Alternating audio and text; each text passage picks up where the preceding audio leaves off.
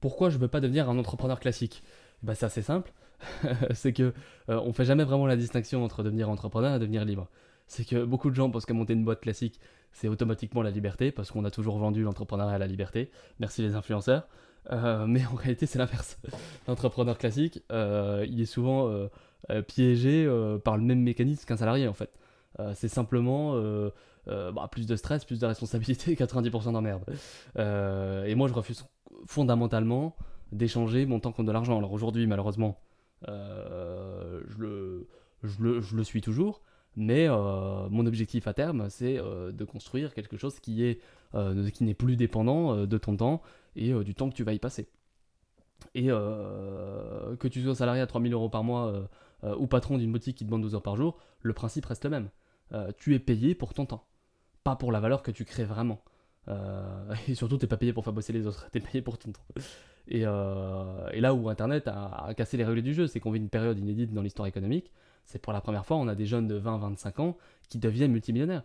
Et moi, mon copain multimillionnaire, il s'inscrit en banque d'affaires. Le banquier lui dit, moi, c'est la première fois que je vois autant de jeunes de 25 ans venir mettre leurs millions en banque d'affaires. Si tu sais pas ce que c'est une banque d'affaires, c'est une banque avec un minimum. Ça veut dire que lui, en l'occurrence, il est à bon, c'est pas un secret, hein, il est à la Deutsche Bank. Donc la Deutsche Bank, c'est une des plus grandes banques d'affaires d'Europe, qui demande minimum, je crois, 5 ou 6 millions de patrimoine. Donc c'est énorme, évidemment.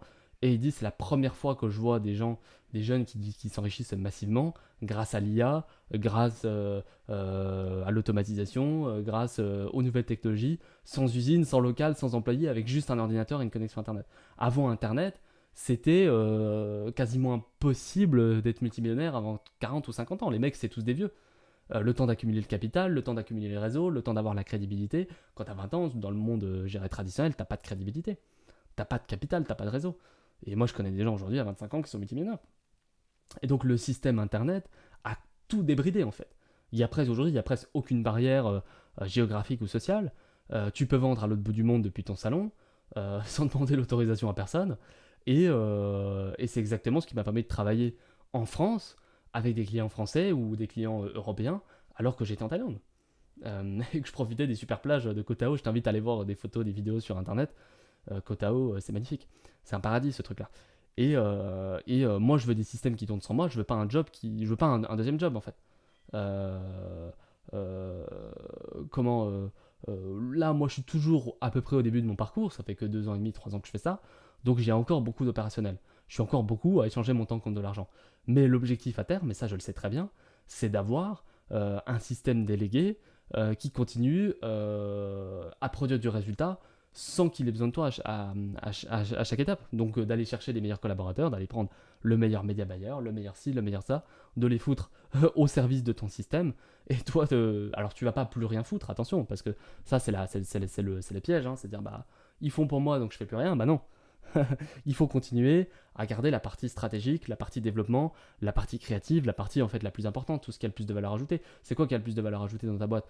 Bah moi, si on lance des ads, ce qui a le plus de valeur ajoutée, c'est la stratégie créative. C'est le fait d'aller trouver des meilleurs angles, d'aller trouver des meilleures idées que les autres, d'aller battre la concurrence sur ce sujet-là. Et moi, je vais garder ce sujet-là parce que c'est le plus important. Par contre, pour l'exécution, bah ça, j'en ai rien à foutre. Moi, le montage, le machin, le mec qui va tourner la vidéo, bah, j'ai pas besoin de la tourner moi-même. Je vais demander à un acteur de le faire, je vais demander à un monteur de monter, et celui qui gère, et je vais mettre un mec qui gère tout, et puis après, j'ai plus rien à foutre.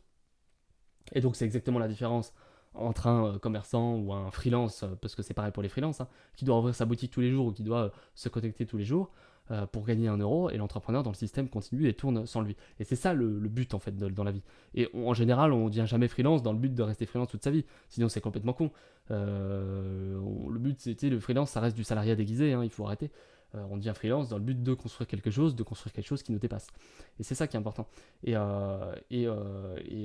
Comment il y a un aspect qu'on minimise beaucoup, c'est que le réseau que l'argent nous permet de construire. Par exemple, mon ami multimillionnaire me racontait que aux conventions automobiles de très haut niveau Ferrari, c'est le genre d'événement où il y a quasiment personne en fait en dessous au niveau de multimillionnaire parce que pour acheter une Ferrari à 5, 600, 700 000 euros, eh bien, en général, c'est que tu as construit quelque chose derrière. Quand tu vas là-bas, tu feras des rencontres que tu ne feras jamais ailleurs. Sans parler des groupes privés, sans parler des trucs type Rotary, sans parler de tous les groupes que tu peux intégrer par une certaine somme d'argent, des, je dirais, de tout ce que tu peux avoir grâce à ça. Et c'est presque jamais le fruit du hasard. C'est que on est évidemment très loin de la semaine de 4 heures. C'est un terme qui a été popularisé par Tim Ferriss avec sa semaine de 4 heures. L'idée est de déléguer pour pouvoir profiter de la plage toute la journée. Mais pour moi, c'est de la grosse merde ce truc-là. C'est complètement con. Le but, c'est pas de déléguer, c'est de se concentrer sur les tâches, comme je l'ai dit, à forte valeur ajoutée. Et celles que personne d'autre ne peut faire à ta place. Comme je dis, moi, dans mon cas, ce serait la stratégie marketing. C'est quelles idées on va pouvoir trouver pour défoncer les autres. Et il n'y a que toi qui peux trouver ça. C'est pas même le meilleur coopérateur du monde, il pourra t'aider, oui. Mais par contre, il n'y a que toi, parce qu'il y a toi qui connais ton business par cœur, il y a que toi qui est ce qu'on appelle skin in the game, donc c'est-à-dire tu joues ta peau en fait. C'est, euh, tu joues ta peau. L'entrepreneuriat, c'est tu joues ta peau. Je sais pas comment l'expliquer, mais bon, je pense que c'est assez clair. Et ça permet aussi de faire avancer plusieurs activités en parallèle plutôt que de rester bloqué à gérer infiniment les mêmes tâches répétitives parce qu'au final c'est que de la répétition, de la répétition, de la répétition. Et une fois que tu deviens bon, tu trouves des personnes pour le faire à ta place. Finalement, devenir un entrepreneur classique, tout ce qu'on voit, c'est construire finalement une nouvelle prison avec un meilleur salaire. Mais finalement, moi, ce que je veux construire, c'est complètement différent. C'est des systèmes qui travaillent pour moi, c'est du temps libéré. Et ce qui compte vraiment, c'est un réseau qui s'élève en même temps que mes résultats. Et en même temps que l'argent également.